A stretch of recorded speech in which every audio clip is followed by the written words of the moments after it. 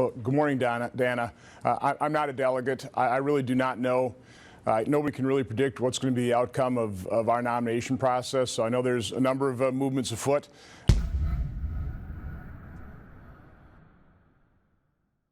And joining me now is Senator Ron Johnson, chairman of the Homeland Security Committee. According to a paper from your home state, you said just before an event last month, I'm going to certainly endorse the Republican nominee, and obviously it looks like that will be Mr. Trump. Have you endorsed him? It's been my intention to support the Republican nominee. And again, nobody can predict the outcome of this thing. So I think things remain reasonably uncertain. But so it's are you my endorsing intention Mr. Trump right support. now? I intend to support the Republican nominee and certainly support the areas of agreement: growing our economy, defeating ISIS, strengthening our military, securing our border. I mean, no two people agree 100% on everything. So I'll support the areas of agreement. Support but not endorse. What's the difference?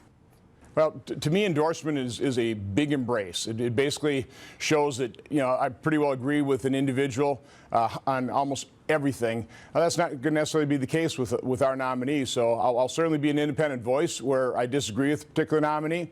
I'll voice that, whether it's Hillary Clinton, Donald Trump, or anybody else. I'll voice those disagreements, and I'll certainly support the areas of agreement. The party is actually liking me. I'm an outsider. And historically, they don't love the outsiders. But I think they're starting to like me. Let's talk about whether or not that's true.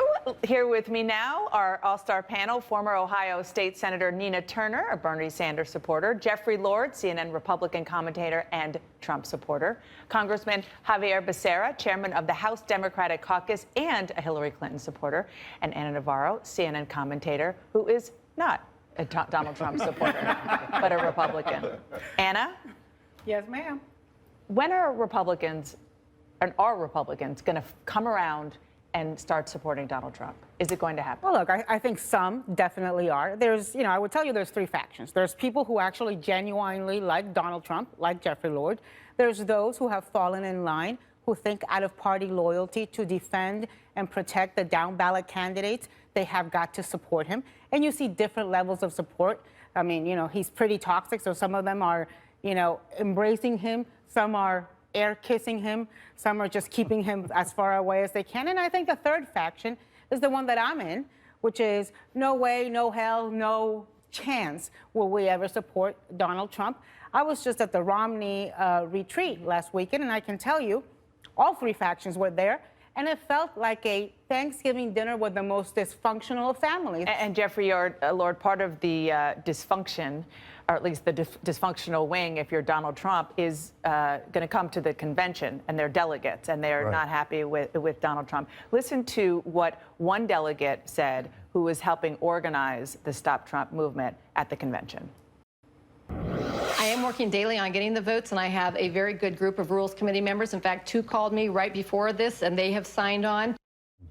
Now, I get how hard this is, even if they are quite successful or they're good at organizing. But this has got to concern Trump supporters in the campaign. But let me go back to what you said about being at the Romney retreat, which happens every year in Utah. It brings a whole bunch of donors and others in. To Jeffrey's point, yeah, there might be a lot of people who aren't thrilled with Donald Trump, but you can't replace somebody with nobody. Was there any talk of an alternative? Maybe Mitt Romney wanting to jump in again? I mean, at this point, it would just be an impossible mission, right? It's really too late, even for a Mitt Romney who does have the ability to raise money and who has a veteran network. So you think that, I think there's a will, but I think there's not a way. And I think Jeffrey's right. I think that if we try to have a coup in Cleveland, we're going to get slaughtered in Cleveland. So you've got two choices. You've got, do we get slaughtered in Cleveland in July, or do we get slaughtered in November across the nation? It is a bleak scenario for Republicans. What I do think is going to happen, and what I did sense out of the Romney retreat, is that there's a willingness to come together, for there to be a Republican reconstruction. And I think Mitt Romney is going to be one of those leaders, as is Paul Ryan. Whether it's in November, whether it's in 4 years or 8 years, there is going to be a post-Trump reconstruction and coming together of the Republican Party. Well, you know, look, I think that if one of Hillary Clinton's goals is to be able to pick off some of these more moderate Republicans who are, you know, having this existentialist moment,